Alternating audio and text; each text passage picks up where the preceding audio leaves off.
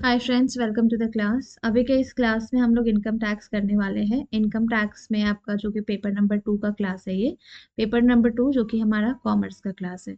ठीक है, तो हमारा इनकम टैक्स ही चल रहा था। Unit number 10, income tax and corporate tax planning. My name is Nidhi Saini. मैं आपको पेपर 1 के साथ साथ 2 की भी प्रिपरेशन कराती हूँ, जो कि बिल्कुल ही फ्री ऑफ कॉस्ट होता है। तो चलो स्टार्ट करते हैं। हम लोग लास्ट क्लास में जैसे कि डिडक्शंस कर रहे थे, डिडक्शंस में हमने ग्रेच्युटी कर लिया था। ग्रेच्युटी के बाद हमें अभी स्टार्ट करना है, जैसे कि पेंशन के बारे में हमने पढ़ना है, राइट। तो ये तो ज़्यादा हो गया ऊपर। प्रोविडेंट फंड, हाँ। ग्रेच्युटी हमारा हो चुका था। ग्रेच्युटी में हमारा क्या कैलकुलेशन होता है, सेक्शन 10(10) के अंदर ग्रेच्युटी आता है। अगर आपको ड्यूरिंग सर्विस मिलता है, आप एक गवर्नमेंट एम्प्लॉय हो या एक नॉन गवर्नमेंट एम्प्लॉय हो, आपका पूरा पूरा का पूरा अमाउंट टैक्सेबल होगा। आप जो ग्रेच्युटी अमाउंट है वो रिटायरमेंट के टाइम लेते हो, डेथ के टाइम लेते हो, मतलब बेसिकली एंड ऑफ सर्विस के टाइम में लेते हो, जिसको शॉर्ट में मैं EOS लिख रही हूँ। और अगर आप सेंट्रल एम्प्लॉय हो, सेंट्रल गवर्नमेंट एम्प्लॉय हो, सिविल सर्विस में हो, लोकल ऑफ अथॉरिटी एम्प्लॉय हो, तो फुल अमाउंट एग्जेम्प्ट हो जाएगा। इन केस आप किसी दूसरे एम्प्लॉयमेंट में आते हो, लेट्स से आप कोई प्राइवेट जगह में एम्प्लॉयड हो, प्राइवेट जॉब में काम कर रहे हो, अगर आप ग्रेच्युटी में कवर होते हो, ग्रेच्युटी एक्ट में आते हो, ग्रेच्युटी एक्ट 1972, तो इसमें से कोई लीस्ट लीस्ट जो सबसे कम होगा वो एग्जेम्प्ट होगा, या तो 20 लाख, या फिर आपको जितना ग्रेच्युटी मिल रहा है एम्प्लॉयर की तरफ से, एंड या फिर 15 डेज का सैलरी। ठीक है, अगर आप ग्रेच्युटी में नहीं कवर होते हो, ग्रेच्युटी एक्ट 1972 में कवर नहीं हो रहे हो, देन सबसे कम इसमें से एग्जेम्प्ट होगा, दैट इज 20 लाख, या फिर आपको जितना एम्प्लॉयर की तरफ से ग्रेच्युटी मिल रहा है, या फिर हाफ मंथ का सैलरी, और 10 month for every completed service year. तो ये हो गया ग्रेच्युटी के बारे में। अब हम स्टार्ट करते हैं पेंशन। पेंशन क्या होता है एंड पेंशन से हम क्या समझते हैं। पेंशन का मतलब होता है आपका कि हमें जो रिटायरमेंट के टाइम में मिलता है, रिटायरमेंट के बाद मिलता है, इसलिए दिया जाता है सो दैट हम जब अपना एक एज रीच आउट कर लिए होते हैं, तो हमें किसी के ऊपर डिपेंडेंट ना फील करना पड़े। इस वजह से आपको गवर्नमेंट जो है पेंशन देती है, राइट। पेंशन की हेल्प से आप अपना गुजारा कर सको। Pension, the word pension is very important for everyone जो आफ्टर रिटायरमेंट अपना लाइफ का गुजारा करना चाहते हैं। तो पेंशन का मतलब तो आपको पता है क्या होता है। पेंशन में 2 टाइप होता है, एक कम्यूटेड, एक होता है अनकम्यूटेड। अब ये कम्यूटेड क्या है, अनकम्यूटेड क्या है, पहले ये देख लेते हैं। कम्यूटेड का मतलब होता है कि सबसे पहले तो पेंशन मतलब होता है, ये आपका पार्ट होता है, एक अमाउंट होता है जो कि आपका रिटायरमेंट मनी का एक अमाउंट होता है, एक पार्ट होता है रिटायरमेंट मनी का, आपका एक पार्ट होता है जो आप एक लमसन अमाउंट निकालते हो जब आप रिटायर होते हैं तब। मतलब आप मंथली वाइज में स्मॉल स्मॉल अमाउंट आपने, जैसे कि 5,000 करके आपने मंथली इसको डिसाइड किया, और आप मंथली 5,000 निकाल रहे हो अपने पूरा रेस्ट जितना टाइम तक आपका लाइफ रहता है तब तक। तो ये हो जाता है कम्यूटेड। लेट्स से, जैसे कि मैं यहाँ पे इजी वर्ड में बता रही हूँ, आपको मैंने 100 रुपीज दिया। आप 100 रुपीज को क्या कर रहे हो, डेली मतलब पर मंथ बेसिस पे 10 रुपीज निकाल रहे हो और खर्च कर रहे हो। कितना, मंथली बेसिस पे आप 10 निकाल करके खर्च कर रहे हो। तो ये क्या हो जाएगा आपका, इस चीज को हम लोग बोलेंगे कम्यूटेड पेंशन, जहां पे आपका पेंशन लेट्स से कि 50,000 या 50 लाख कुछ भी है, तो इसको आप क्या कर रहे हो, एक सम ऑफ अमाउंट जो है हर महीने थोड़ा थोड़ा करके निकाल रहे हो, तो ये हो जाता है कम्यूटेड पेंशन। ठीक है, नेक्स्ट अनकम्यूटेड क्या होता है। अनकम्यूटेड पेंशन मतलब हुआ आप retirement money as a regular monthly payment for your, दोनों तो सेम ही लिखा है, ये क्या हो गया, it's like checking taking a chunk of your saving out all once then smaller monthly pay check afterward. Okay okay, ठीक है, चलो देखो देखो क्या थोड़ा सा कंफ्यूजन हो गया यहाँ पे। हमने क्या देखा, smaller monthly payment after that. पहले आप क्या कर रहे हो, ये तो आप निकाल रहे हो, बट आप बिगिनिंग ऑफ मंथ में एकदम लार्ज अमाउंट, लेट से हमने 50 रुपया निकाला, उसके बाद हम 10 10 10 करके निकाल रहे हैं, तो ये एक कम्यूटेड पेंशन हुआ। क्या हुआ मतलब इसका, एक बार में आप एक लार्ज अमाउंट निकाल रहे हो जब रिटायर कर रहे हो तब, जैसे कि 50 रुपया, and उसके बाद आप स्मॉलर अमाउंट जैसे कि 10 10 10 अमाउंट करके निकाल रहे हो मंथली बेसिस पे, तो ये हो गया कम्यूटेड पेंशन। और ये आपका अनकम्यूटेड मतलब क्या होता है, आप रेगुलरली मंथली पेमेंट करते हो, स्टीडी रिलायबल इनकम की जैसा। मतलब जो मैंने पहले आपको एग्जांपल दिया था बेसिकली, जैसे कि आप मंथली बेसिस पे जो निकाल रहे हो मनी, जो पहले मैंने एग्जांपल दिया वो आपका अनकम्यूटेड का हो गया, और आपने एक अमाउंट निकाला पहले स्टार्टिंग में रिटायरमेंट के बाद, उसके बाद से आप थोड़ा कम करके निकालने लगे, तो ये हो गया कम्यूटेड पेंशन। ठीक है, नोट्स पे आ जाते हैं, यहाँ पे हमें ज्यादा अच्छे से समझ में आएगा। कम्यूटेड 1010A सेक्शन में फॉल होता है। कम्यूटेड पेंशन की बात करें तो taking lump sum amount as a pension. ठीक है, जैसे कि पहले हमने, हमारे पास टोटल कम पेंशन अमाउंट कितना था, 100 रुपया था, तो मैंने क्या किया, सबसे पहला टाइम में मैंने 50 रुपया निकाल लिया, उसके बाद से 10 10 10 करके फिक्स कर लिया, तो ये हो गया कम्यूटेड। स्टार्टिंग में ज्यादा निकाल रहे, उसके बाद से थोड़ा थोड़ा निकाल रहे, तो ये हो गया कम्यूटेड। अनकम्यूटेड क्या होता है, मैंने रेगुलरली, मतलब ज्यादा कम का कुछ सीन नहीं है, आप रेगुलर बेसिस पे 10 10 करके फिक्स कर लिया, this is uncommuted, this is uncommuted. ठीक है, तो कम्यूटेड एंड अनकम्यूटेड क्लियर हो गया हमें। अब जैसे कि बात करें अनकम्यूटेड पेंशन, जैसे कि रिटायरमेंट मनी जैसा होता है, regular monthly payment rest of your life तक मिलते रहता है, स्टेडी पे चेक के जैसा होता है। जैसे कि देखो, regular pension is fully taxable for everyone, मतलब ठीक है, ये तो हम लोग देख ही लेंगे। अब यहाँ देखो, अब कम्यूटेड, कम्यूटेड मतलब समझ में आ गया, इजी है कि पहले हम एक बड़ा अमाउंट निकाला हमने, वन बिग अमाउंट, एंड उसके बाद स्मॉल स्मॉल अमाउंट हम निकाल रहे हैं। और यहाँ पे अनकम्यूटेड में हम स्मॉल अमाउंट से ही शुरू कर रहे हैं, एंड मंथली, पूरा मंथली हम आपका स्मॉल अमाउंट ही यूज कर रहे हैं। कम्यूटेड में आपका, अगर आप एक सेंट्रल गवर्नमेंट एम्प्लॉय हो, लोकल अथॉरिटी, स्टैट्यूटरी कॉर्पोरेशन या फिर सिविल सर्विस या डिफेंस में हो, अगर आप कम्यूटेड पेंशन यूज कर रहे हो तो फुल्ली अमाउंट एग्जेम्प्ट होगा। आप कोई एक अदर एम्प्लॉयमेंट में हो, मींस इन सब में से किसी में नहीं फॉल कर रहे हो, तो हम ये देखेंगे सबसे पहले कि आप क्या ग्रेच्युटी के रिसीट हो या फिर आपको ग्रेच्युटी नहीं मिला है, मींस आपको ग्रेच्युटी मिला है या फिर ग्रेच्युटी नहीं मिला है। अब जैसे कि ग्रेच्युटी अगर मिला है तो हम 1/3 इंटू कम्यूटेड पेंशन करेंगे, बस इतना याद रखना है, क्योंकि हमारे एग्जाम में एमसीक्यू आता है, तो हमें बस आंसर आइडेंटिफाई करना आना चाहिए। अगर आपको ग्रेच्युटी नहीं मिल रहा है तो 1/2 करेंगे। ठीक है, देखो बहुत ईजी है, मैं इस चार्ट को अपने से आपको बना के दिखाती हूँ। अगर आप पेंशन आपको मिलता है, पेंशन में एक होता है कम्यूटेड और एक होता है अनकम्यूटेड। अनकम्यूटेड दैट इज, क्या लिखा है अनकम्यूटेड के बारे में, यहाँ क्या लिखा है, दैट इज अनकम्यूटेड आपका फुल्ली टैक्सेबल होता है। ये तो हमें क्लियर हो गया कि uncommuted pension that is fully taxable, uncommuted pension that is fully taxable, uncommuted pension fully taxable. Commuted में अगर आप एक सेंट्रल गवर्नमेंट या फिर आपका लोकल अथॉरिटी, ऐसा कुछ जैसे यहाँ पे लिखा हुआ है, local authority, statutory corporation, member of civil services में आते हो, तो ये आपका फुल्ली एग्जेम्प्ट, कुछ नहीं लगेगा। ठीक है, आप किसी अदर एम्प्लॉयमेंट में हो, ठीक है, कोई अदर जगह एम्प्लॉयड हो एंड आपको ग्रेच्युटी मिला है, तब 1/3 इंटू कम्यूटेड पेंशन।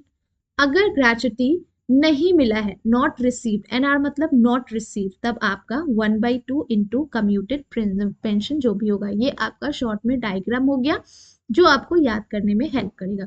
सेम यहाँ बनाया हुआ है कि, जस्ट अ सेकेंड,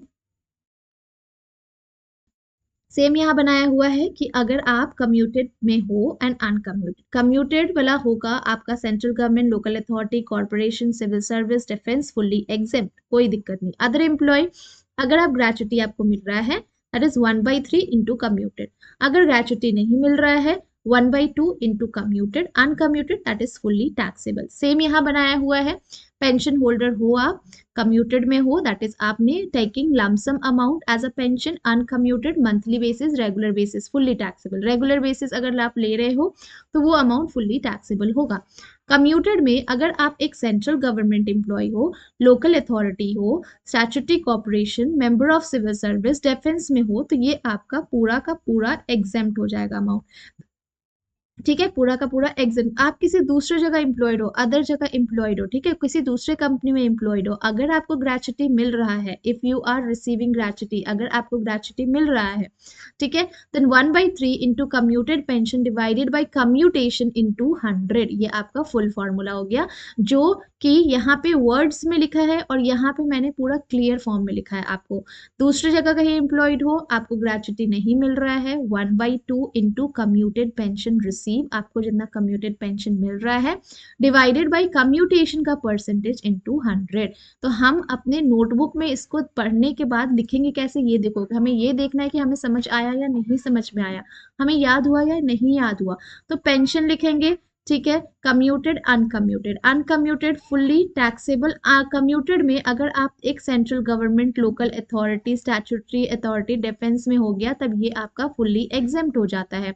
कम्यूटेड में यहाँ पे देखेंगे, अगर आपको ग्रेचुटी मिलता है, अगर आपको ग्रेचुटी नहीं मिलता, अगर मिलता है तो आपका 1/3 into commuted divided by commutation into 100, अगर ग्रेचुटी नॉट रिसीव्ड है तो 1/2 into commutation divided by commutation percentage into 100। Easy, इतना छोटा सा डायग्राम बस आपको याद रखना है और अपने नोटबुक में बना के याद रखना है, ठीक है। तो ये हो गया आपका पेंशन का कैलकुलेशन, पेंशन के बारे में। नेक्स्ट हम आगे बढ़ते हैं। अब अनकम्यूटेड अनकम्यूटेड का ये वर्ड्स में हो गया। लीव इनकैशमेंट अंडर सेक्शन 1010 ए, लीव इनकैशमेंट अंडर सेक्शन 1010 ए, ठीक है। लीव इनकैशमेंट क्या है, अगर आपको सर्विस के दौरान मिल रहा है तब ये पूरा का पूरा टैक्सेबल होता है, सर्विस के दौरान मिलने से पूरा का पूरा अमाउंट टैक्सेबल होगा। अगर आपको ये लीव इनकैशमेंट रिटायरमेंट में मिल रहा है, सुपर एनुएशन या अदरवाइज, अब अगर आप एक गवर्नमेंट एम्प्लॉय हो, कुछ चार्जेस नहीं लगेगा, एग्जेम्प्ट। अगर कोई आप दूसरे एम्प्लॉयड हो, देन इसमें से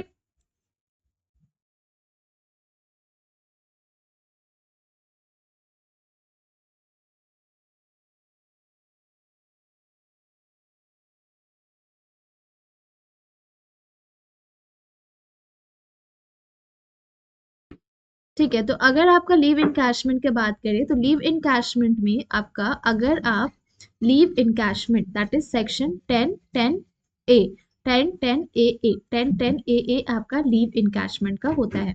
अगर आप ड्यूरिंग सर्विस ले रहे हो तब ये पूरा का पूरा टैक्सेबल होगा, अगर आप ड्यूरिंग सर्विस ले रहे हो तो पूरा का पूरा टैक्सेबल होगा। In case if you are taking retirement के टाइम, डेथ के टाइम, टर्मिनेशन के टाइम अगर आप ले रहे हो, retirement, death, termination, retirement, death, termination, superannuation. अब अगर आप एक गवर्नमेंट एम्प्लॉय हो तो दिस इज फुल्ली एग्जेम्प्ट, ठीक है। आप एक गवर्नमेंट एम्प्लॉय हो, आपको कोई पे करने का जरूरत नहीं है, पूरा का पूरा एग्जेम्प्ट होगा।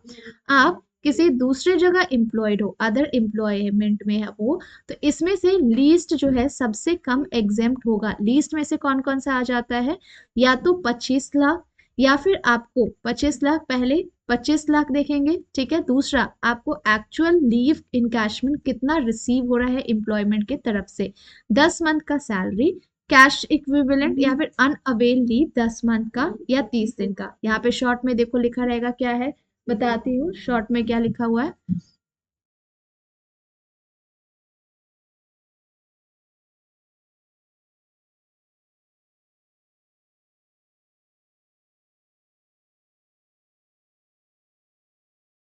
ठीक है, लीव इनकैशमेंट का देखो यहाँ पे क्या बनाया हुआ है। लीव इनकैशमेंट के बारे में, अगर आपको लीव इनकैशमेंट देखना है, 1010 ए सेक्शन हो गया, 1010 ए। अगर आपको ड्यूरिंग सर्विस मिलता है, आप एक गवर्नमेंट एम्प्लॉय हो या फिर नॉन गवर्नमेंट एम्प्लॉय हो, पूरा का पूरा अमाउंट टैक्सेबल होगा। अगर आपको ये लीव इनकैशमेंट अमाउंट जो है रिटायरमेंट के टाइम में या सुपर एनुएशन के टाइम में मिल रहा है, और आप एक गवर्नमेंट एम्प्लॉय हो, देन पूरा का पूरा अमाउंट एग्जेम्प्ट होगा। आप किसी दूसरे जगह पे एम्प्लॉयड हो, देन इसमें से सबसे कम अमाउंट एग्जेम्प्ट होगा, ठीक है।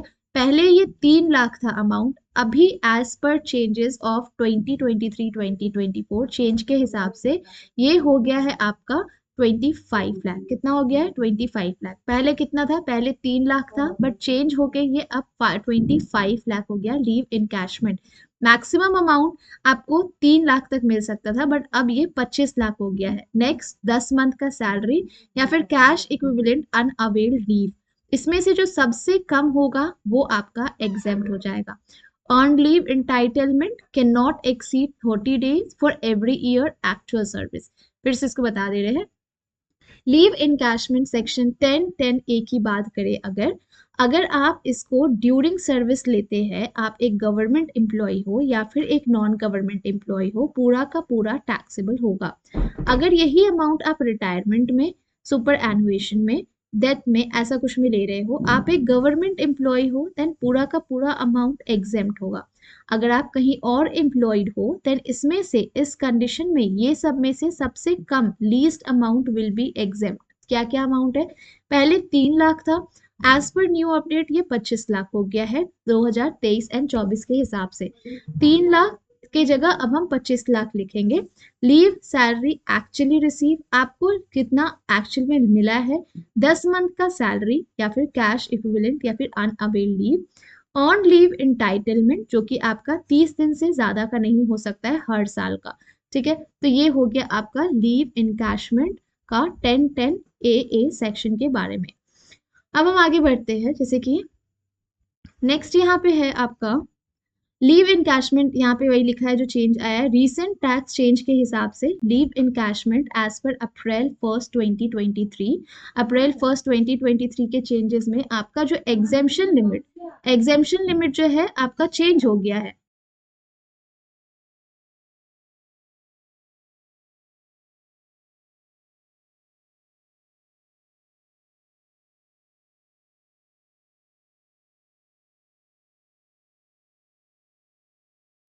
लीव इनकैशमेंट थ्योरी का जो चेंज हो गया रेट, पहले कितना था, पहले 3 लाख था, अब ये चेंज होके 25 लाख हो गया।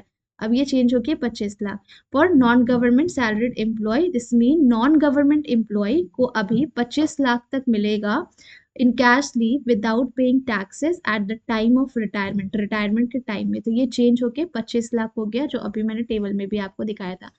अब ये प्रोविडेंट फंड क्या होता है? प्रोविडेंट फंड को हम शॉर्ट में पीएफ भी बोलते हैं। प्रोविडेंट फंड एक टाइप का रिटायरमेंट सेविंग स्कीम होता है, ठीक है, जो बनाया गया है ताकि एम्प्लॉय का फिनेंशियल सिक्योरिटी बना रहे रिटायरमेंट के बाद भी, जब वो अर्निंग स्टेज में नहीं रहे तो भी उसके बाद भी वो अपना अच्छा से गुजारा वसेरा कर सके पीएफ के हेल्प से। तो पीएफ आपका रिटायरमेंट के बाद आपको फिनेंशियल स्टेबिलिटी दिलाने के लिए होता है। ये एक कंपलसरी सेविंग प्लान होता है, ऑप्शन नहीं होता है आपके पास कि आप चाहो करना पीएफ में सेविंग तो कर सकते हो, नहीं चाहो तो नहीं कर सकते हो, ऐसा नहीं होता है। पीएफ आपका एक कंपलसरी सेविंग प्लान है जो कि आपको एम्प्लॉयज को दिया जाता है अलग अलग कंट्रीज में। ये सबसे ज्यादा इंडिया में यूज होता है। पीएफ जो है गवर्नमेंट मैनेज करती है एंड एक ये मैंडेटरी सेविंग स्कीम है जिसका एम है कि एम्प्लॉयज को फिनेंशियल सिक्योरिटी प्रोवाइड करना रिटायरमेंट के बाद भी। ये आपका मैनेज करती है एम्प्लॉयर। आपका सैलरी में से हर मंथ आपका सैलरी में से एक परसेंटेज अमाउंट का डिडक्ट होता है, जो कि जाता कहाँ है, डिडक्ट होकर प्रोविडेंट फंड में जाता है। एम्प्लॉयज भी इसमें कंट्रीब्यूट करते हैं एंड एम्प्लॉयर भी कंट्रीब्यूट करते हैं। मतलब मैं ये बोल सकती हूँ कि आपका अगर पीएफ की बात किया जाए तो पीएफ आपका एक रिटायरमेंट सेविंग, मतलब रिटायरमेंट के बाद भी आपका हेल्प करने के लिए होता है। पीएफ का जो अमाउंट होता है, जो भी यहाँ पे अमाउंट जमा हो रहा है, एम्प्लॉय के तरफ से भी जाता है एंड एम्प्लॉयर के तरफ से भी जाता है, दोनों की तरफ से जाता है। एम्प्लॉय के सैलरी में से एक सर्टेन परसेंटेज डिडक्ट होके यहाँ जमा होता है एंड एम्प्लॉयर भी अपना कुछ अमाउंट कंट्रीब्यूशन का एम्प्लॉय के लिए जमा करते हैं, सो दैट उनका रिटायरमेंट के बाद उनका लाइफ ईजी रहे। ठीक है, portion of their salary to the fund. ये जो कंट्रीब्यूशन किया जाता है प्रोविडेंट फंड में, ये टाइम के साथ साथ आपको अर्न इंटरेस्ट एंड हेल्प करता है आपको एम्प्लॉय को रिटायरमेंट के बाद। एम्प्लॉयज जो है रिटायरमेंट के बाद ये मनी को निकाल सकते हैं एंड यूज कर सकते हैं रेगुलर पेंशन के जैसा भी। प्रोविडेंट फंड जो है ये गवर्न कौन, मतलब देखता कौन है ये सब कुछ, गवर्नमेंट एजेंसीज, एंड इंश्योर करती है कि सब कुछ ट्रांसपेरेंट रह सके, सिक्योरली मैनेज किया जा सके। बहुत ही इंपॉर्टेंट सोर्स होता है of retirement of income million of workers world wide. तो ये हो गया पीएफ के बारे में। अब जैसे कि मैंने आपको बताया कि पीएफ आपका एक, इसमें जो क्रेडिट बैलेंस होता है ना प्रोविडेंट फंड अकाउंट में, जहाँ पे एम्प्लॉय का साथ साथ एम्प्लॉयर भी इन्वॉल्वमेंट करता है। मतलब इसमें टोटल 4 कंट्रीब्यूशन होता है। 4 कंट्रीब्यूशन जैसे कि अभी मैंने क्या बताया, एम्प्लॉय का तो बताया और एम्प्लॉयर का बताया, ठीक है। एम्प्लॉय का कंट्रीब्यूशन हुआ और एम्प्लॉयर का कंट्रीब्यूशन हुआ। साथ ही साथ इंटरेस्ट जो हम अर्न करते हैं वो भी तो जाता है, तो एम्प्लॉय का इंटरेस्ट हो गया और एम्प्लॉयर का भी इंटरेस्ट हो गया। तो टोटल 4 कंट्रीब्यूशन होता है आपका इस पीएफ के बैंक में, ठीक है। पीएफ में एक एम्प्लॉय का और interest on employee contribution, employer का and interest on employer contribution. तो ये सब का सब मिल करके ये अमाउंट जो कुछ भी जमा होता है इसको आप विड्रॉ कर सकते हो after retirement and as a regular pension आप इसको यूज कर सकते हो अपना फिनेंशियल सिक्योरिटी के लिए। तो एम्प्लॉय कंट्रीब्यूशन में आ जाते हैं। एम्प्लॉय कंट्रीब्यूशन से मतलब ये है कि आपका एम्प्लॉय का जो कुछ भी सैलरी है हर एक मंथ का, ठीक है, उसमें से एक स्पेसिफाइड अमाउंट डिडक्ट किया जाता है एंड ये अमाउंट कंट्रीब्यूट होता है पीएफ में, ठीक है। ये आपका एक परसेंटेज, फिक्स परसेंटेज होता है बेसिक सैलरी का एंड डियरनेस अलाउंस का। एम्प्लॉयर का बात करें तो एम्प्लॉयर भी आपका इक्वल अमाउंट, जैसे कि अगर ये 5 रुपीज देंगे तो ये भी 5 रुपीज ही देंगे। इक्वल अमाउंट होता है जो कि एम्प्लॉयज का प्रोविडेंट फंड अकाउंट में जाता है, ठीक है।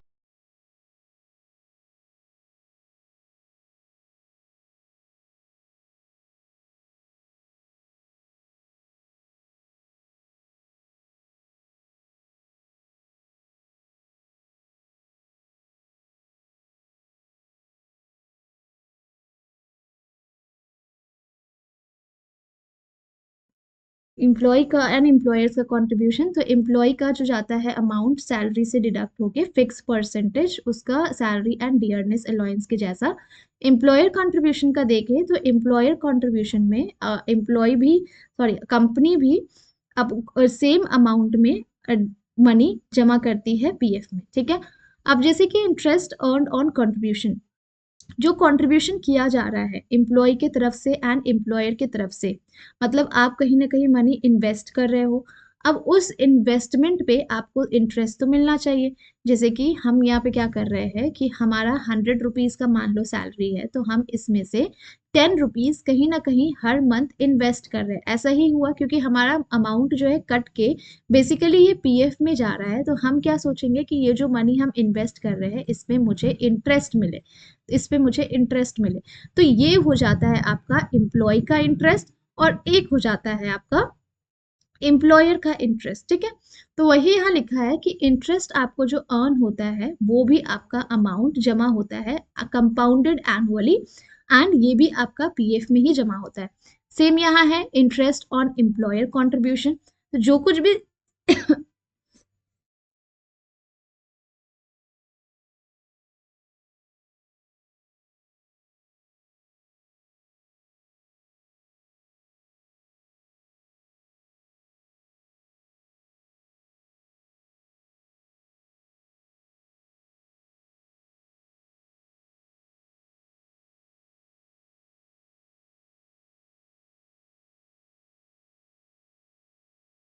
सेम तरीके से एम्प्लॉय के बाद एम्प्लॉयर का भी आता है। अब एम्प्लॉयर भी तो अपने तरफ से कुछ ना कुछ इन्वेस्ट कर रहे हैं अपने एम्प्लॉय के लिए, तो उस पे जो इंटरेस्ट अर्न होता है वो employer put into employees retirement और सेविंग प्लान, जो कि हेल्प करता है एम्प्लॉयज को अपना रिटायरमेंट का सेविंग में। ये सारा का सारा अमाउंट पे कर दिया जाता है रिटायरमेंट के टाइम में या रेजिग्नेशन के टाइम में, आप अपना चेक कर सकते हो, ठीक है। ये हो गया पूरा पीएफ का कंट्रीब्यूशन के बारे में। अब होता है टाइप ऑफ पीएफ, आपका कितना तरीके का पीएफ होता है, तो टाइप्स ऑफ पीएफ पे आ जाते हैं। टाइप्स ऑफ पीएफ, पीएफ के टाइप की बात करें तो एक होता है आपका आरपीएफ। आरपीएफ मतलब हुआ recognised provident fund. URPF that is unrecognised provident fund. Easy है, एक हो गया आरपीएफ, एक हो गया यूआरपीएफ, एक हो गया रिकॉग्नाइज्ड फंड, एक हो गया अनरिकॉग्नाइज्ड फंड। दूसरा हो गया statutory provident fund and last public provident fund. Statutory provident fund and public provident fund. Easy है, types of PF, recognised provident fund, unrecognized provident fund, statutory provident fund, public provident fund, public provident fund, ठीक है। अब जैसे यहाँ पे देखोगे type of provident fund में recognised provident fund that is RPF, ये आपका एक रिटायरमेंट सेविंग स्कीम होता है। It is recognised by commissioner of income tax. तो ये हो गया रिकॉग्नाइज्ड प्रोविडेंट फंड। ठीक है,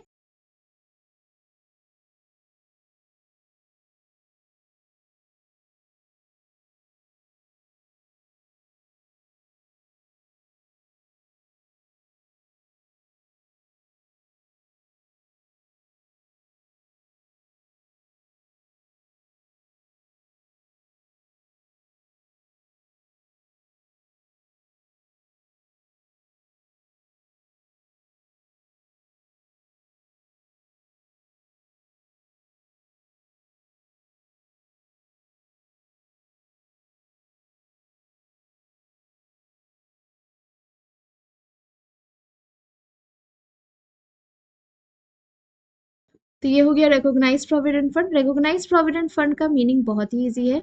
रिकॉग्नाइज्ड प्रोविडेंट फंड हम उसको बोलते हैं which is recognised commissioner of income tax, बस यही है इसका मीनिंग। ठीक है, तो कंट्रीब्यूशन जो है रिकॉग्नाइज्ड प्रोविडेंट फंड में, इसमें टैक्स डिडक्शन सेक्शन 80C के अंदर आता है, जहां पे एम्प्लॉय और एम्प्लॉयर दोनों का कंट्रीब्यूशन हम देखेंगे। जो कुछ भी इंटरेस्ट अर्न किया जा रहा है आरपीएफ में, ये सब टैक्स एग्जेम्प्ट होता है, लेकिन एक लिमिट तक होता है। आप विड्रॉ कर सकते हो अमाउंट, टैक्स फ्री भी होता है अगर एम्प्लॉय ने 5 कंटिन्यूसली ईयर सर्विस प्रोवाइड किया है उस कंपनी में। मतलब ये लिखा है कि अगर आरपीएफ में से आप मनी को विड्रॉ करते हो, आप अमाउंट निकाल रहे हो, तो ये टैक्स फ्री हो सकता है, इस अमाउंट पे कोई टैक्स नहीं लगेगा। लेकिन उसके लिए कंडीशन ये है कि अगर आपने कोई इंटरप्शन के बगैर, मतलब 5 साल पूरा उस कंपनी को दिया है विदाउट एनी इंटरप्शन, तब आप उसमें टैक्स नहीं लगता है। 12% of employee salary with any excess means, ये हमारे टेबल के साथ हम पढ़ेंगे।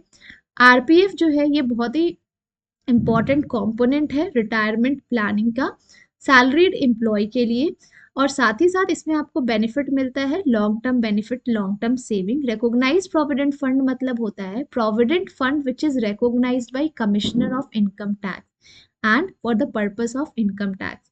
ये आपका पार्ट ए ऑफ शेड्यूल 6 में। ठीक है, इतना हमें जानने का जरूरत नहीं है, बस आरपीएफ का मतलब समझ गए।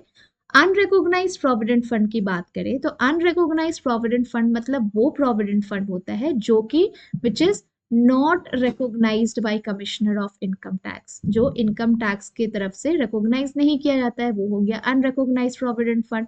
तो एम्प्लॉय का कंट्रीब्यूशन इट्स टैक्सेबल, इसमें जैसे कि एम्प्लॉयर एम्प्लॉयर दोनों का डिडक्शंस के लिए क्वालिफाई नहीं होता है एटीसी में, and URPF lacks benefit of recognised provident fund. ठीक है, ये सब हम टेबल में पढ़ेंगे जहाँ पे हमें ज्यादा अच्छे समझ में आएगा। स्टैट्यूटरी प्रोविडेंट फंड की बात करें तो ये भी आपका एक टाइप ऑफ लाइक पीएफ होता है, retirement saving scheme establish under the provident fund, जो कि government and semi government employee के लिए होता है, including those universities and affiliated educational society. मतलब देखो, 4 है। आरपीएफ का क्या पढ़ा हमने, आरपीएफ जो कि रिकॉग्नाइज्ड करता है, किसके तरफ से रिकॉग्नाइज्ड होता है, आपका इनकम टैक्स कमिश्नर की तरफ से। अनरिकॉग्नाइज्ड जो रिकॉग्नाइज नहीं होता है इनकम टैक्स से। स्टैट्यूटरी प्रोविडेंट फंड आपका गवर्नमेंट या फिर सेमी गवर्नमेंट एम्प्लॉय के लिए होता है, एंड पब्लिक प्रोविडेंट फंड किस लिए होता है ये देख लो पहले। तो यहाँ पे देखा कंट्रीब्यूशन, यहाँ पे एम्प्लॉय एंड एम्प्लॉयर्स दोनों करते हैं। एसपीएफ एलिजिबल होता है टैक्स डिडक्शन के लिए एटीसी के अंदर, टैक्स फ्री इसमें विड्रॉल कर सकते हो, इंटरेस्ट ऑल्सो एग्जेम्प्ट, नहीं लगता है कोई टैक्स। ठीक है, गवर्नमेंट का है, समझ गए। Public provident fund, public provident fund जो है ना, ये भी आपका लॉन्ग टर्म सेविंग स्कीम है जो कि गवर्नमेंट ने इंट्रोड्यूस किया है टू सेव, मतलब कोई भी इंडिविजुअल सेव कर सके अपने रिटायरमेंट के लिए कुछ अमाउंट, और ये भी आपका लाइक पीपीएफ क्वालिफाई करता है। ठीक है, ये हम लोग पढ़ लेंगे। पीपीएफ का जो ये आपका पब्लिक प्रोविडेंट फंड जो है ना, ये कोई भी कर सकता है, मतलब जो बिजनेस में है वो भी, एंड जो बिजनेस में नहीं है वो भी कर सकते हैं। मतलब अगर कोई पर्सन बिजनेस की नहीं, मतलब कोई पर्सन जो सैलरीड है वो भी इसमें इन ये वाला कर सकते हैं। कोई पर्सन जो नॉन सैलरीड है, मतलब अपना बिजनेस है, वो भी इसमें अपना कंट्रीब्यूशन करके जमा करके अपने रिटायरमेंट के लिए, मतलब अपना ओल्ड डेज के लिए कुछ बचा करके रख सकते हैं पीपीएफ के लिए। मतलब ये आपका बेसिकली नॉर्मल पब्लिक के लिए है, जो एम्प्लॉयड है कहीं पे तो भी ठीक है, नहीं एम्प्लॉयड है तो भी ठीक है, तो भी चलेगा।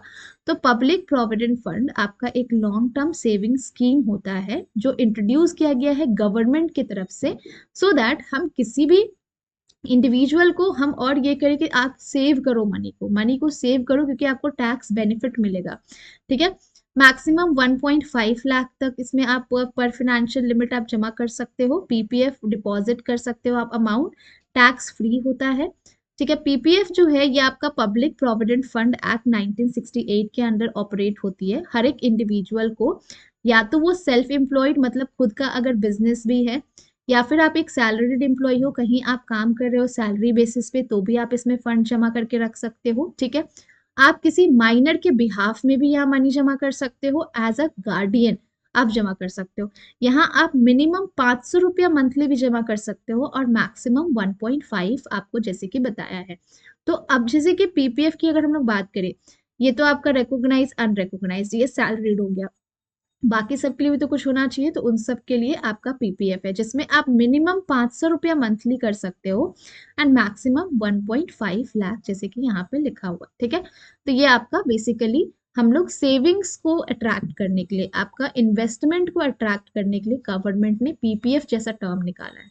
तो अभी के क्लास में हम लोग इतना ही करेंगे। आई होप आपको समझ में आ गया हो। कहीं कुछ डाउट हो आप कमेंट कर सकते हो। ठीक है। Thank you so much for watching.